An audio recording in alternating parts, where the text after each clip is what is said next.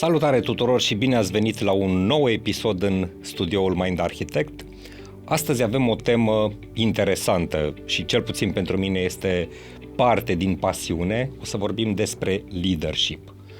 Noi am mai vorbit de-a lungul timpului despre leadership și împreună cu prietenii de la Bosch am mai făcut materiale de-a lungul timpului în care noi am vorbit despre importanța skill-urilor, atât soft cât și hard în economia actuală. Am vorbit despre modelul talente, pasiuni, valori și motivație. Acum e momentul să discutăm despre leadership.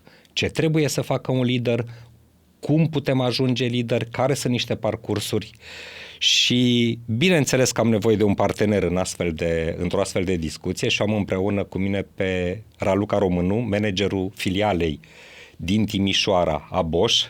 Te salut, bine ai venit! Bine v-am găsit și mulțumesc pentru invitație. Cu multă plăcere. Zic două vorbe așa un pic despre invitata mea de astăzi. Când am pregătit materialul și am văzut acolo că de 15 ani lucrează în această instituție, primul gând care mi-a venit, zic, măi, și temă de leadership. Ai început direct ca lider în această organizație? Cu siguranță nu. Nici eu și nici colegii mei din echipa de management. Cu toții am început de la a fi asistenți de relații cu clienții sau IT-ist începător sau contabil, fiecare în zona lui, și am avut bucuria de a lucra împreună și de a crește împreună. Ce mi s-a părut foarte frumos în prezentarea pe care ne-ai pus-o la dispoziție este că la un moment dat ți-ai dorit să devii chirurg. Eu sunt foarte curios. Care-i povestea din spate? Cred că fiecare dintre noi avem niște idei despre ceea ce o să vrem să ne facem când vom fi mari și după ce trecem de etapa cu balerina sau pilotul de avion, e o fază, cel puțin la mine a fost, în care ne întrebăm care e cel mai greu lucru pe care l-ai putea face și așa mă îndreptasem eu către chirurgie. Medicina mi-a rămas o pasiune, însă undeva înainte de ultimul an de liceu m-am întâlnit cu economia și am zis hai să încerc, era ceva nou la vremea respectivă. Dar mi-a rămas pasiunea pentru medicină, pasiunea pentru cifre și pasiunea pentru oameni și le pot lega. Mie îmi dă cumva, știi, pasiunea asta pentru chirurgie pentru mine înseamnă și precizie. Exact. Da? Pentru că la un moment dat chirurgia asta înseamnă primul gând care mă duce și asta ne duce un pic și în discuția de leadership, pentru că și eu cred cu tărie că leadership nu e ceva ce facem după ureche, ci facem, bineînțeles, folosind niște cadre, niște framework-uri, niște cărți, însă nu luate mot-a-mot, luate și dezbătute și văzut ce are sens în existența noastră. Și ca să introduc un pic subiectul și să intrăm, aș vrea să fac pentru început și pentru ascultătorii noștri așa o scurtă incursiune în ce e leadership, cum a apărut ideea asta. M-am uitat un pic în pregătirea acestui episod, am făcut o căutare pe Harvard Business Review și când caut leadership și management mi-au venit 4.000 și ceva de titluri, deci nu vorbesc de căutare Google, unde îți vin multe, ci undeva într-un site la Harvard, care zic eu că este mult mai nișat. Este un domeniu foarte vast, leadership-ul, și dacă mă uit un pic istoric, așa că ar fi 2-3 curente ca să ajungem în ziua de astăzi și să avem discuția despre care preconizăm că o să avem astăzi, dacă mă uit un pic în istoria leadership-ului, una din primele abordări, așa venite pe la începutul anilor 1920, era abordarea asta bazată pe skill-uri, pe ceea ce știu să fac și cumva ideea generală la momentul respectiv era că te naști lider și că ai avea nevoie de anumite trăsături ca să devii lider. Ce părere ai despre asta? Este, nu este? Ca în toate lucrurile în viață ar spune că e un sâmbure de adevăr, dar un sâmbure. Și ca să fim cinstiți cu toții, exact de asta mi-a fost mie extrem de frică. Pe când eram mult mai tânără, eu venind dintr-o familie cu niște caractere foarte puternice și fiind undeva mai echilibrat așa la mijloc, mi se părea că în niciun caz leadership nu o să pot face. Au fost două lucruri în viață pe care n-am vrut să le fac, vânzări și management. Și am ajuns să le fac pe amândouă, găsindu-mi calea prin care să le fac autentic și să ajung unde voiam. Uh-huh. Noi vorbeam destul de mult și prin materiale Mind Architect și împreună cu colegii de la Bosch că e clar toți putem să facem de toate, unii dintre noi avem niște abilități naturale, niște puncte forte. Și aici chiar fac referire pentru cine vrea să vadă episodul nostru despre talente, pasiuni, valori, motivații. Cu alte cuvinte, pornim dintr-un pole position și ne ajută niște puncte forte pe care le avem, dar revenind un pic la istorie, modelul ăsta că ăsta CEO altul mama nu mai face și că practic leadership-ul este o abilitate înnăscută, e un pic depășit. De ce? Pentru că undeva pe la 1950-1960 s-a născut în leadership ideea asta bazată pe comportament.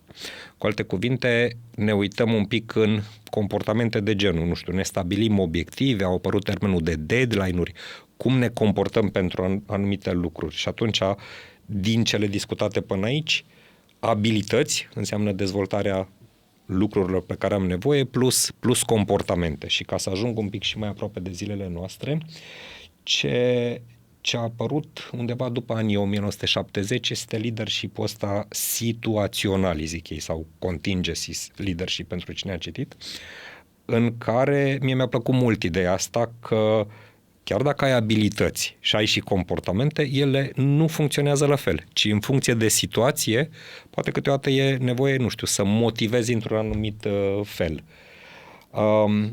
În zilele noastre, în zilele în care am ajuns acum după anii 2000, e mult mai mult decât atât. Adică vorbim acum de, nu știu, leadership bazat pe valori sau abilitatea de a conduce într-o lume incertă sau provocările astea digitale.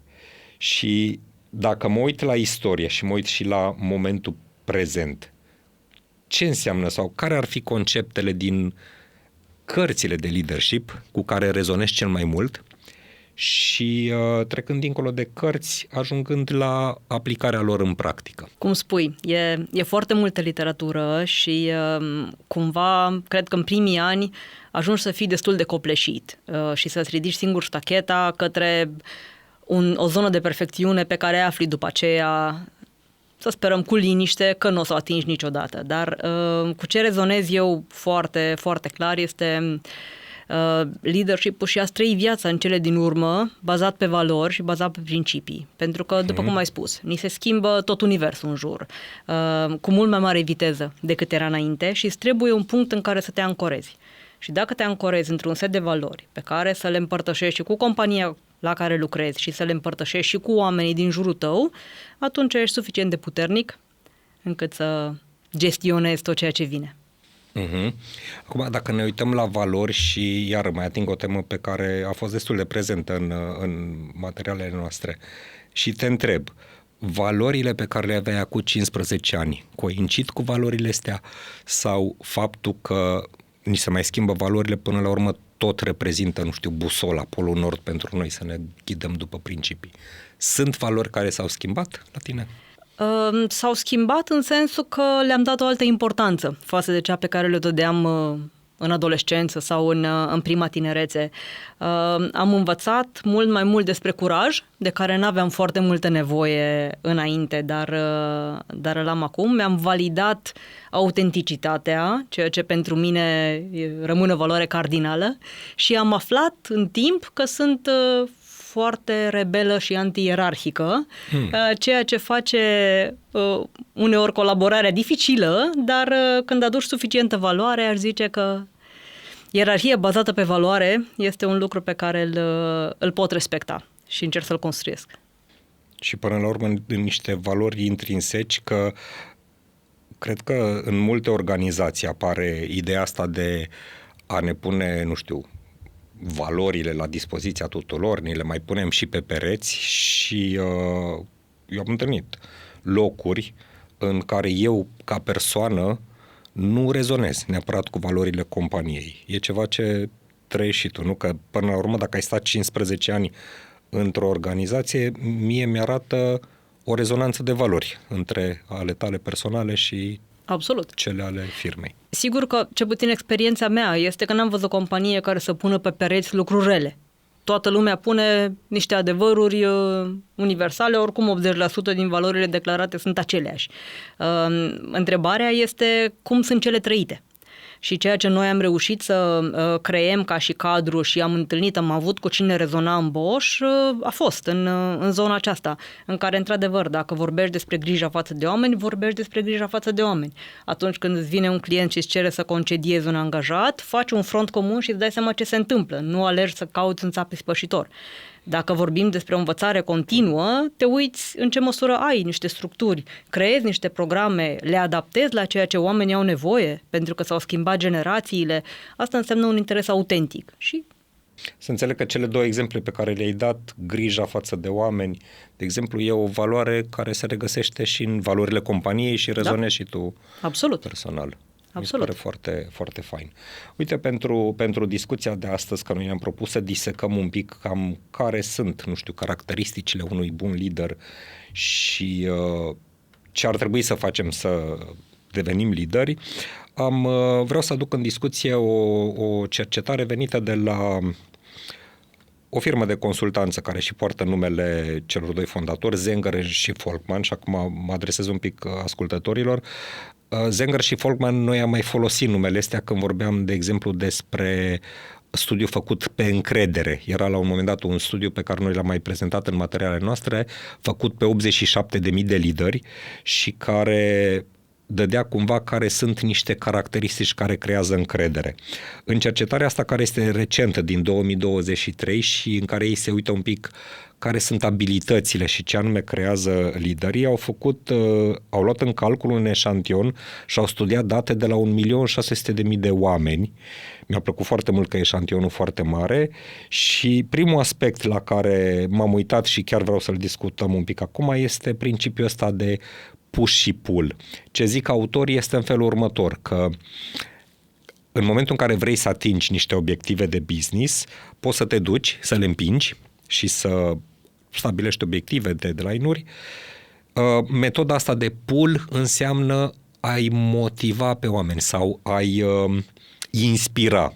Și mi s-a părut foarte interesant că din datele pe care le au ei, 76% erau de tip push. Cu alte cuvinte, astea sunt obiectivele, hai să vedem ce trebuie să facem pentru ele. 22% parcă sau 23% erau de tip pull și abia un procent mic de 2-3% erau și push și pull. Și dacă ne uităm din perspectiva asta, la tine cum se vede? Cum arată în organizație și pentru tine ca lider? Aș spune că toată lumea are o zonă de push. Suntem într-o corporație suficient de mare, există targete, există obiective care trebuie atinse, deci cu siguranță avem o componentă de push.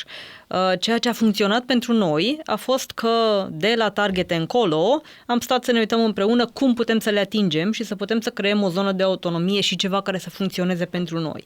Pentru că, revin, matrița globală nu întotdeauna se aplică. Cultural nu întotdeauna se aplică pe Europa de Est.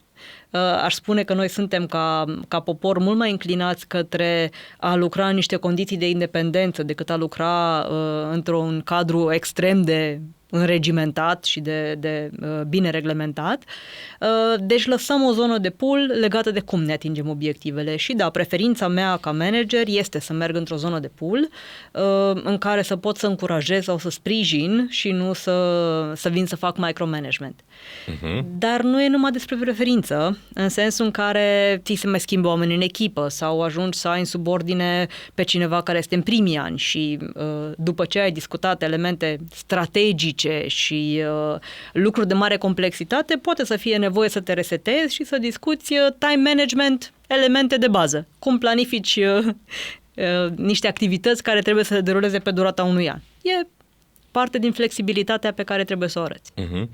Înțeleg perfect și rezonez cu ce spui, că mai ales în organizațiile astea multinaționale, clar că vin anumite direcții care sunt globale și cumva liderii locali le transpun către echipele locale și cred că aici este diferența majoră, pentru că din ce descrii nu este despre a lua obiectivul venit de la corporație și să-l transmit mai departe, să fac doar translatare, ci să reușesc să-l inspir. Și ca să intru un pic mai adânc aici, autorii cercetării propun așa, că liderii inspiraționali creează până la urmă atracție și emoție în echipele lor și dau ei aici câteva coordonate unde o să te și invit poate să luăm niște exemple. Ei zic așa că coordonatele astea din cercetare spun că încrederea în sine, de exemplu, creează inspirație, optimism, inițiativă, responsabilitate, entuziasm și reziliență. Și te-aș invita, nu știu, să comentăm 1, 2, 3 dintre ele și cum se translatează în cazul tău ca lider și al organizației. M-aș lega de încrederea în sine. Mi se pare un lucru foarte important, poate că are de face și cu specificul oamenilor pe care îi avem în organizație. Ca să setez puțin contextul, vorbim de undeva peste 2300 de oameni. Colegii noștri sunt în proporție de 99,9% absolvenți de studii universitare, masterate, doctorate, unii dintre ei, oameni cu un alt nivel de competență, bilingvi, trilingvi și așa mai departe. Și am observat foarte mult că ne confruntăm cumva la toate nivelurile cu un fel de sindrom al impostorului. Oameni extrem de bine pregătiți, dar care au cumva sentimentul că tot nu sunt de ajuns. Și aici văd unul dintre rolurile importante ale liderului și este ceva ce noi facem cu toți colegii, să ajutăm la construirea încrederii de o manieră echilibrată, să oferim posibilitatea unor proiecte mai dificile, a unor programe de dezvoltare, a unor lucruri care să-i scoată puțin din zona de confort, dar și să fim acolo să putem să-i sprijinim, încât să se consolideze încrederea aceasta, pot să fac mai mult, chiar și atunci când nu știu toate detaliile. Acesta mi se pare între lucrurile importante. Optimismul și entuziasmul tot așa, poate este și specificul nostru de bănățeni așezați cu murăturile în cămară, dar întâi ne uităm la partea de securitate, adică cumva noi suntem oameni pragmatici. Primul lucru pe care trebuie să-l atingi este legat de obiectivele anuale, rezultate, țintele de creștere, de profit și așa mai departe, astfel încât toată lumea să fie în siguranță, să mergem mai departe, să fim pe o zonă de creștere. Și după ce ne asigurăm că avem un plan B, un plan C, ne uităm cu curaj la partea de oportunități. Ne uităm la resursele pe care le avem, ne uităm la realizările pe care le-am avut înainte și cumva de acolo ne tragem optimismul. Dacă vii la bănățeni cu niște formulări din astea de tipul este șansa vieții tale să reușești să construiești proiectul care, te vor privi cu o doză de scepticism și... Am înțeles. Mi se pare foarte frumos cum, știi, pornind de la sindromul impostorului, cu cât îl diminuăm, crește încrederea în sine, iar optimismul, clar, corelează cu cât mai multă încredere în sine, crește și optimismul. Foarte fain. Mi-a mai plăcut un lucru în cercetarea asta, că autorii au luat așa, din tot eșantionul ăsta mare, s-au uitat, au zis, hai să vedem, îi luăm pe primii 1000 de lideri ăștia care au și rezultate foarte bune, unde și influența este mare, deci au luat percentilele cele mai mari, s-au uitat la 1000 de lideri și s-au uitat un pic la caracteristici acolo și chiar mi-am notat aici că ziceau așa, liderii care inspiră și motivează pentru performanță ridicată, că acum vorbim de performanță ridicată, au analizat și au verificat ce au făcut acești lideri și au găsit 6 comportamente. Le listez și poate le și discutăm un pic. Ei zic așa că cele 6 comportamente care construiesc performanță ridicată sunt așa: perspectiva strategică, stabilirea de obiective stretch, zic englezii, adică să fie un pic întinse, dezvoltarea celorlalți oameni din echipă, comunicare puternică, colaborare și încurajarea inovației. Dacă ne uităm din perspectiva asta, cum ar arăta lucrurile și pentru tine și pentru organizație pentru obținerea performanței ridicate?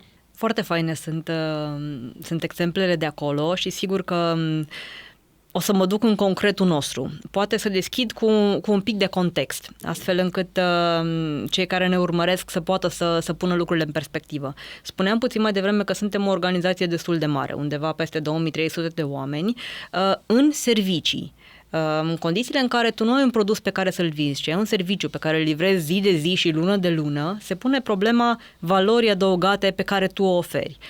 Trăim într-un context care se schimbă permanent. Clienții noștri au tăieri de bugete, au schimbări din piață. Dacă nu ești relevant și dacă nu inovezi valoarea adăugată pe care o aduci, pur și simplu ieși din business și acesta este un lucru care e foarte clar înțeles de la bază de către oamenii noștri. De asta partea de inovație, da, faptul că suntem deschiși tot timpul la a inova valoarea adăugată pe care o aducem este ceea ce ne menține în piață și ne menține în relație cu clienții noștri. De acolo mai departe, noi credem foarte tare în echilibru. Adică ok, suntem echipa de management de nivelul cel mai înalt din locație. Asta nu înseamnă că trăim într-o stratosferă strategică în care singurele noastre preocupări de dimineața până seara sunt legate de descifrarea trendurilor la nivel global și a strategiilor pentru întreaga companie. Nu, sigur că suntem ancorați în partea strategică, trebuie să știm de ce facem ceea ce facem. Pentru noi e foarte important, dar și să muncim să traducem strategia în ce înseamnă ea pentru noi.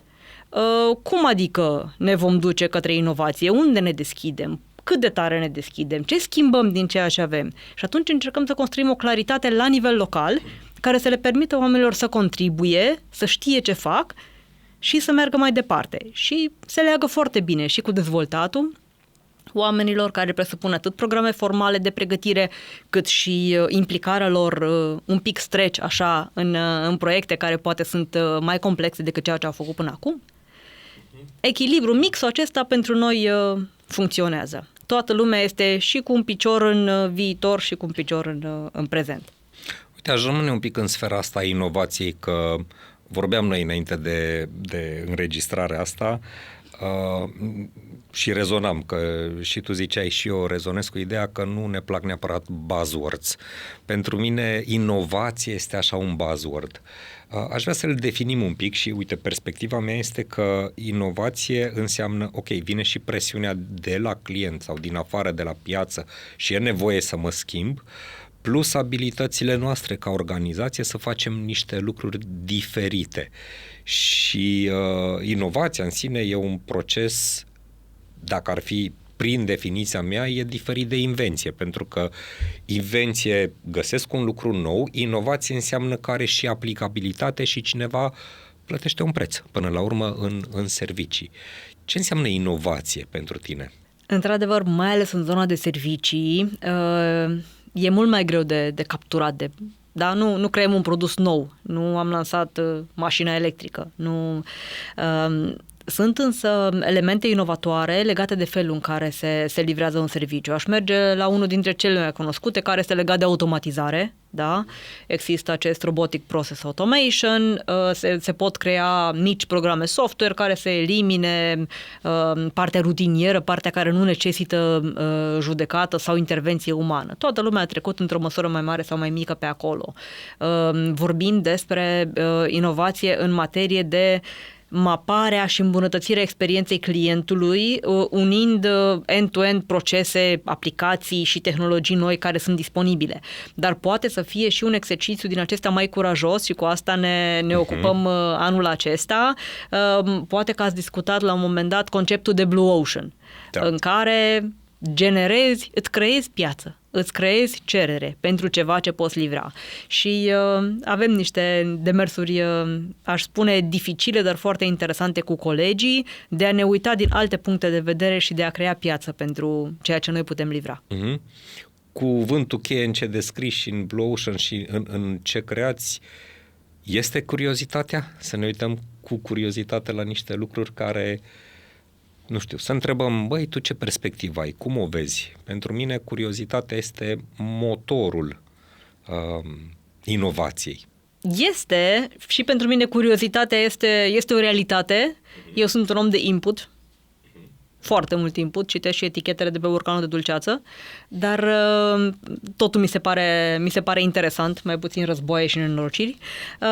Dar da, există o zonă, avem aici folosim foarte mult diversitatea echipei, dar în modul acela real. Avem oameni care ei efectiv trăiesc în viitor, sunt totdeauna conectați cu tendințele, ce se întâmplă, ce va fi. Avem oameni care au nevoie să finalizeze și să mai degrabă interesați de cum am putea face mai bine ceea ce facem deja și combinăm din elementele acestea. Atât în inovație, cât și, aș spune, curiozitatea aceasta pe care tu o menționezi, ne ajută foarte mult să ne conectăm autentic și unul la unul cu colegii și cu oamenii care sunt în echipele noastre. Pentru că atunci când te îndrepți cu deschidere către coleg ca să vezi ce te motivează, ce ți-ai dorit să faci, de ce nu-ți place un anumit lucru sau îți place celălalt și pornești fără să știi tu de unde. Pornești ca în coaching. Eu nu știu și vreau să învăț.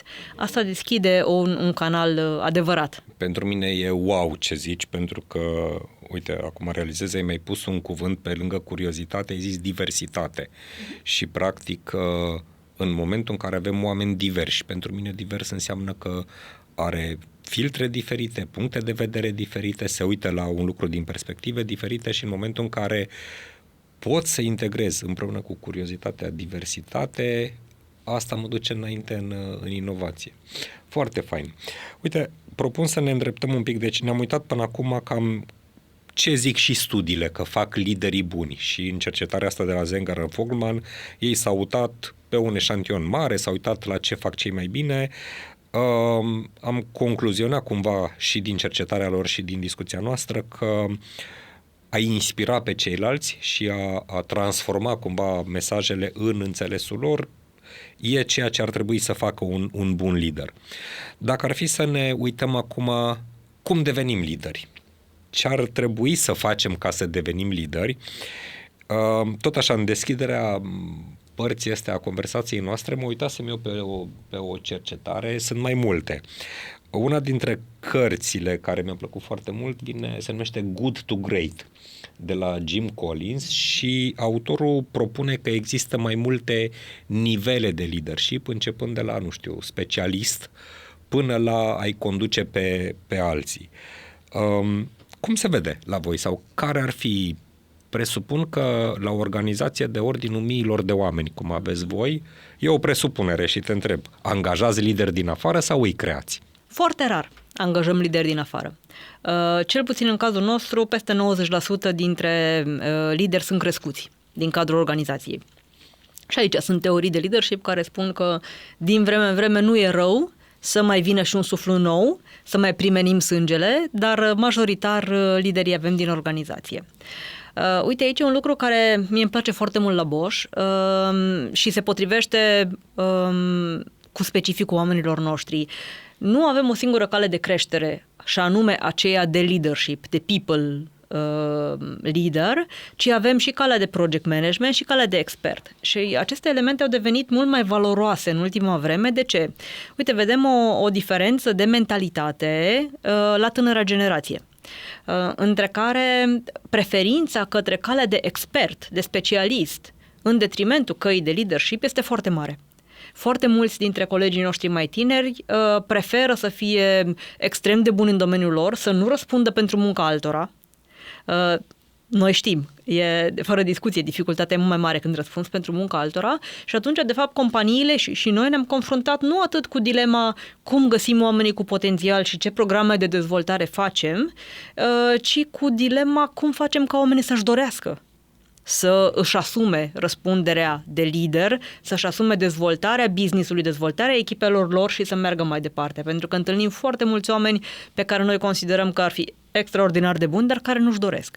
Și atunci focusul nostru s-a mutat în destul de mare măsură pe explorarea motivației și pe explorarea căii bune pentru dezvoltarea colegilor. Și să ne dăm seama ce și-ar dori, cum arată viitorul pentru ei, cum putem să-i provocăm să experimenteze ceva ce poate încă nu au experimentat, către ce cale să se îndrepte. Și mai degrabă aici ar zice că e dificultatea. Programe de dezvoltare noi ne-am construit și chiar mă bucur, îți povesteam puțin înainte să începem, dacă acum 10-15 ani liderii noștri erau aruncați în apă în speranța că o să le crească branhii. Ce mi-a plăcut asta, da. Am ajuns cu bucurie la momentul la care, inclusiv primul program de management, este urmat de colegi înainte de a fi puși în responsabilitatea respectivă. Deci chiar am ajuns să creăm o pepinieră constantă de oameni care să poată să meargă mai departe. Și unii dintre ei merg către leadership, alții după câțiva ani se hotărăsc că vor să rămână experți, mai ales că avem foarte mulți tehnici și e ok și așa. Înțeleg până aici că primul pas, este identificare, iar parte din identificare este și validarea dorinței, dacă ei vor sau explicare. Și să zicem, și mă confrunt și văd mult, mai ales în profesiile astea și în companiile care au oameni tehnici, că foarte puțini își doresc să-și asume. Și ok să fie tehnic, nimeni nu zice lucrul ăsta. Dar după ce i-ați identificat, poți să ne dai niște detalii așa un pic cam ce conțin programele astea? Ce face diferența dintre un specialist și un om care se pregătește să devină lider? Da, programele sunt puțin diferite. Unele dintre ele sunt la nivel de întreg boșul, au o filozofie comună, altele pe care și le-au construit locațiile, cum am fost și noi, sunt în general pentru nivelele premergătoare, unde ai nevoie de ceva la firul ierbii și foarte ancorat în realitate. Ca să-ți dau un exemplu pentru colegii care ajung să aibă prima poziție managerială, un team leader, să zicem, indiferent că e în operațiuni sau în departamente de suport, ne uităm la elementele de bază de people management, dar și la elementele legate de viața efectivă în corporație. Primele noțiuni de buget, interacțiune cu departamente suport, primele eforturi de recrutare, lucruri din acestea din viața lor de zi cu zi. După care trecem la cel de-al doilea program. Primul este de 4 module, al doilea are 1 an și jumătate și acolo explorăm mai multe dimensiuni. Explorăm profilul de personalitate și facem unul la început și unul la sfârșit, astfel încât să vadă și pe baza feedback-ului din partea colegilor cum au evoluat.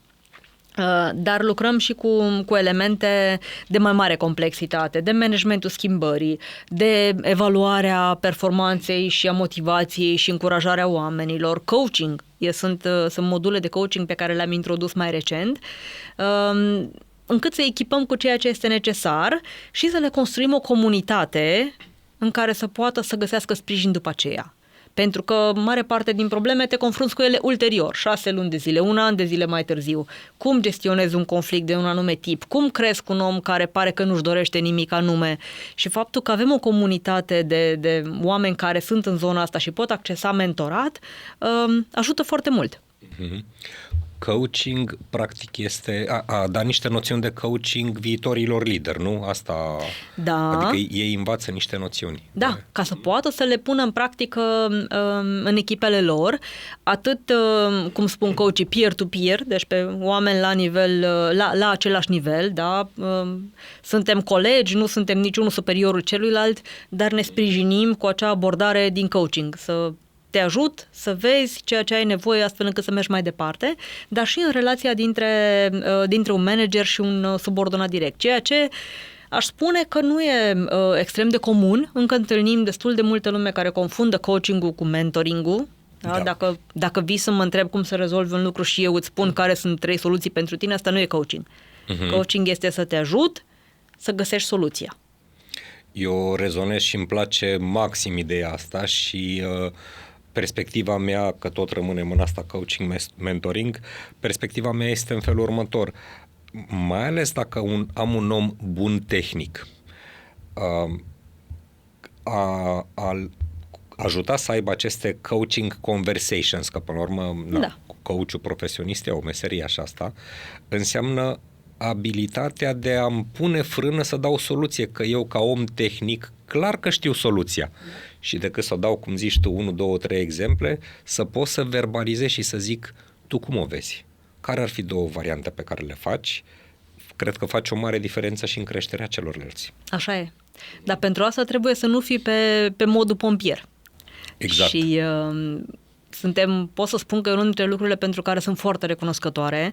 Noi am fost, nu știu dacă norocoși este cuvântul bun, suntem pe o cale de creștere de ani de zile, care sigur că e muncită, că nimic nu cade din cer, dar suntem într-o zonă de creștere și atunci, cumva, având o stabilitate, având servicii existente, am putut să creștem la o dimensiune la care lucrurile să poată fi făcute cumpătat, măsurat, sustenabil, să mergem mai departe. Ne lovesc și pe noi crizele ca pe oricine, dar nu suntem într-o criză perpetuă, nu suntem cu extintorul la sub braț și atunci când nu ești cu extintorul la sub braț, poți să construiești, să-ți iei timp, să dezvolți oamenii cu care după aceea să poți să faci următorul pas de creștere. Deși lumea din jur și presiunea existentă peste tot în mediul de lucru cumva ne dă sentimentul că suntem cu butonul de panică apăsat tot timpul.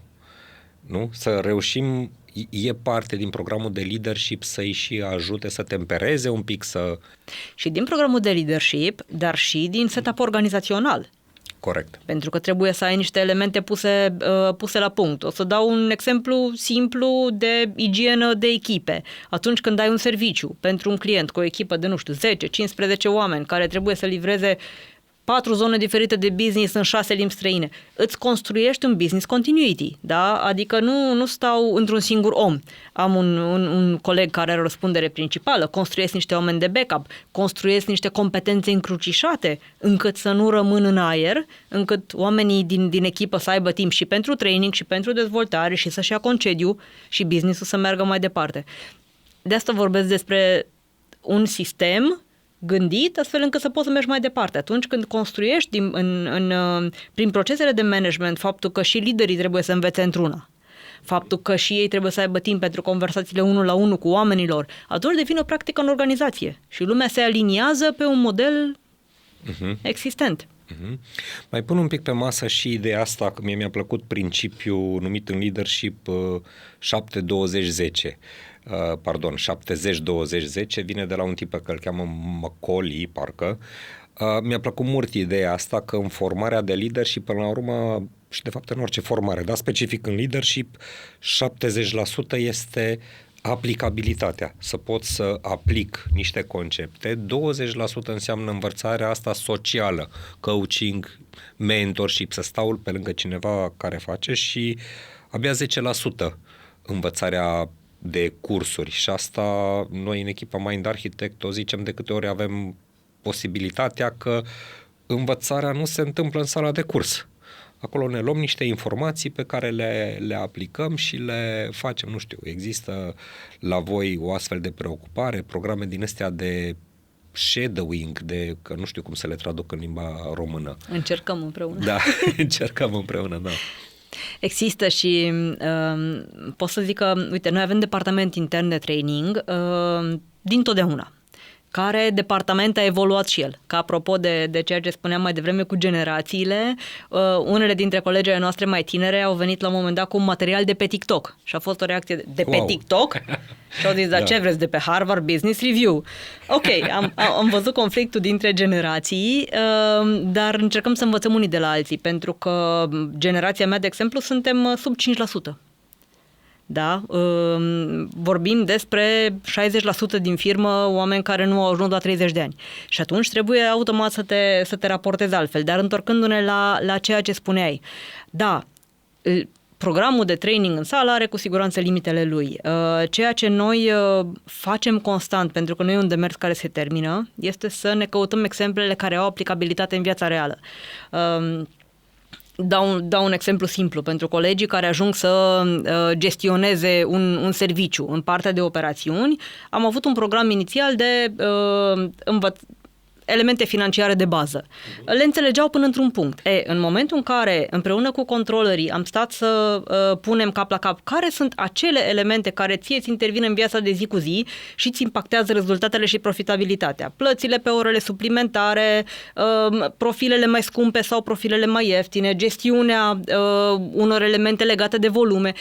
Când problemele puse au fost din acelea concrete, oamenii au învățat pe loc, au putut să aplice imediat. E un challenge. Nu întotdeauna ne iese cu ușurință și avem de lucrat permanent, dar colegele din departamentul de training au o disciplină, că de asta vorbeam. E și o chestiune de disciplină care ne ajută. După fiecare modul de genul acesta, după fiecare program de training care se termină, se face sesiune de ce am învățat. Ce se putea face altfel? Ce nu va folosi din ceea ce s-a făcut, ce ați fi avut nevoie și n-am inclus. Și s-au schimbat materialele și conținutul și abordarea și așa mai departe. În 15 ani suntem la versiunea 8-a. Bun, ne-am uitat până acum la ideea asta, ce fac liderii de succes și am luat și exemple și din literatură și de la voi. Ne-am uitat un pic și în ideea asta ce ar trebui să facem dacă vrem să devenim lideri și am rămas cu ideea că, în primul rând, trebuie să-mi doresc, să comunic lucrul ăsta și să lucrez un pic la niște abilități, atât aplicabile cât și la nivel de coaching, mentoring, poate și în sala de curs. Mi-a plăcut mult, cum ai zis, că adaptați și programele de training. Astea se întâmplă totuși cumva într-un cadru, în niște principii de leadership venite din organizație. Există la nivel de Bosch niște principii de leadership care cumva creează cadrul de formare aici la voi? Există niște principii foarte bine puse la punct cu care rezonăm. Ai chicken egg, dacă vrei, ce a fost înainte ou sau găina. Să spunem că mare parte dintre lucrurile pe care le-am dezvoltat s-au legat cu siguranță de niște valori intrinseci și acum câțiva ani, când s-au reformulat principii de bază în leadership, ne-am bucurat să vedem că ele rezonează cu ceea ce și noi construim. Cum ar fi să trăiești în acord cu valorile tale, să oferi feedback, dar și să ceri feedback și să acționezi pe partea aceasta, să îndepărtezi obstacolele, ceea ce mie mi se pare unul dintre elementele foarte importante pentru un lider și un lucru pe care mi-l asum cu bucurie, chiar dacă uneori înseamnă elemente de politică de corporație, alteori înseamnă să depui un efort să schimbi o reglementare, o directivă, alteori înseamnă doar să aduci claritate în ceea ce înseamnă roluri și responsabilități. Da, e parte din misiunea liderului și sunt niște principii comportamentale extraordinar de faine. Uh-huh. Rămânând un pic în ideea asta că suntem totuși într-o lume în continuă schimbare și cum povesteam noi și înainte de înregistrare, e și multă incertitudine în jurul nostru. Ce se întâmplă în schimbare? Dau așa un pic de context, că schimbarea în general doare și peste tot vorbim de schimbare, inclusiv în procese de coaching, în procese personale, viață personală, viață profesională. Care ar fi rolul liderului în procesele de schimbare?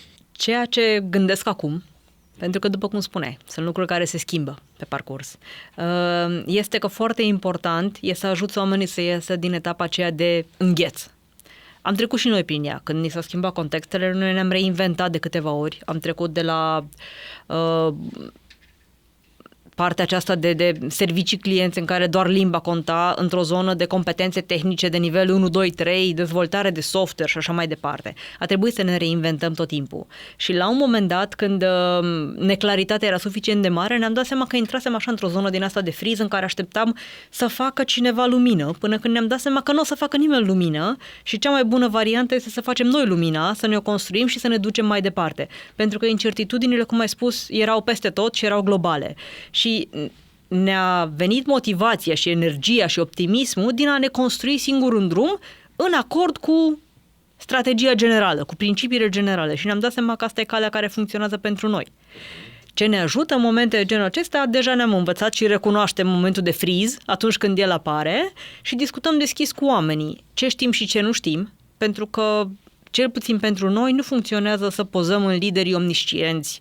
Noi înțelegem, noi avem viziunea, noi vedem lumina, o vezi până într-un punct și mai departe funcționezi pe scenarii și construiești, să ne ținem oamenii aproape, să informăm ce funcționează, să acceptăm ceea ce nu merge bine, să facem apel când scade nivelul de energie și de optimism la reușitele anterioare, la resursele pe care le avem, la faptul că suntem împreună. Așa, pas cu pas și autentic, Depășim.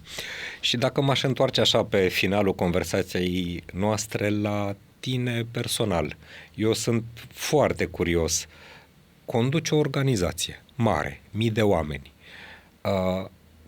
Ce te reține în rolul ăsta? Ce îți dă energie să mergi mai departe? Cum funcționează la tine ca om și ca lider principiile de care am vorbit în continuare și cum va fi mâine pentru tine? Grele întrebări. Unele sunt mai simple. Ce mă ține? Primul răspuns este cel legat de echipă. Avem norocul, pe care ni l-am și făcut, ca să fim cinstiți, să fim aproape aceeași echipă de management de mai bine de 10 ani încoace. Este un lucru foarte rar în contextul actual și în contextul corporatist și faptul că ne trezim dimineața cu drag, că ne întâlnim acei oameni care construim mai departe, este un fantastic factor de motivație. La nivel mai larg, ce mă ține partea de construcție. Între timp am mai citit, am mai învățat, am mai înțeles, există manageri care performează foarte bine în perioade de criză și există manageri de construcție. Eu sunt din a doua categorie. Îmi place să așez cărămidă peste cărămidă, sustenabil, să clădesc o încredere în organizație, să mergem într-o direcție sănătoasă și faptul că am creat împreună, am co-creat această entitate care a crescut de la 130 de oameni la 2300 și care au un viitor fain în fața lor, e un lucru care îmi dă energie. Cum arată viitorul? Pot să spun că sunt multe lucruri pe care nu le știm cu certitudine. Probabil că tot într-o zonă din aceasta de leadership, posibil în aceeași echipă, posibil nu, dar cu siguranță, întorcându-ne la elementele de bază, undeva unde să pot să creez ceva, să construiesc ceva împreună cu colegii sustenabil. Foarte probabil tot aici. Uh-huh. Și așa, ultima întrebare și curiozitate pe care o am și mă țin de ea un pic așa de ceva vreme. Te-am auzit zicând că lucrezi cu echipa asta de lideri de 10 ani. Da. Ceea ce te ține și te reține pe tine, probabil că e și la ei. Cu siguranță. Rezonanță pe valori și pe tot ce povestești. În momentul în care lucrurile nu merg bine, când mai apare câte o greșeală, când avem câte o zi mai puțin bună, cum arată un lider rezilient și ce te ajută să ieși din stările astea inevitabil dificile? Dacă e o zi mai slabă la mine, de multe ori întreagă energia de la ei, pentru că ne cunoaștem suficient de bine încât să putem să stăm spate în spate unii cu ceilalți. Sunt momente în care sunt tensiuni în echipă și atunci depinde. De cele mai multe ori sunt mediator. Uneori, când este cazul, dar extrem de rar, trebuie punctat ceva și luat o decizie și asumat o răspundere și mers mai departe. Funcționăm ca într-o familie, chit că și termenul acesta e destul de buzzword și nu întotdeauna este acolo unde se pretinde a fi, dar funcționăm ca într-o familie, unde nu ne temem să ne certăm, nu ne temem să ne spunem adevăruri și de acolo să ne ridicăm și să mergem mai departe. Uh-huh. Familia nu înseamnă neapărat că trebuie să ne și iubim, că asta e și familia, dar trăim... Sau nu în fiecare zi. Sau nu în fiecare zi. Și așa un pic pe încheiere că vreau să îți mulțumesc pentru toată discuția asta sinceră și ascultătorilor noștri că ne-au privit. Pentru ultim cuvânt te invit tot pe tine așa, să ne lași cu o idee. M-aș întoarce la autenticitate și la respect și bunătate pentru cel din jur. Nu știu, pot să pară lucruri mult prea simple, dar experiența noastră a fost că atunci când încerci să nu te minți pe tine însuți și pe cel de lângă și când încerci să-i tratezi pe ceilalți cu respect, cu bunătate, cu înțelegere, să le lași spațiu, să faci ceea ce faci dintr-o zonă de respect și de înțelegere, 90% dintre lucruri se rezolvă. Restul sunt tehnicalități pe care le înveți pe drum. Uh-huh. Și dacă ar fi să le zici așa o vorbă și ascultătorilor, să ne uităm în ochii lor? Foarte multe lucruri sunt cele care pot fi spuse. Aș spune poate să nu ne temem de ceea ce vine în față, chiar dacă ceea ce vine în față este o provocare de leadership. Învățăm cu toții din ele și cu siguranță avem în noi resurse mai multe decât ne gândim la un moment dat că avem. Conținutul Mind Architect nu este destinat și nici nu trebuie interpretat ca fiind utilizabil pentru a diagnostica, trata, atenua, vindeca, preveni sau un alt mod a fi utilizat pentru orice boală sau condiție medicală. Nici nu trebuie considerat substitut pentru consultație psihologică sau muncă terapeutică.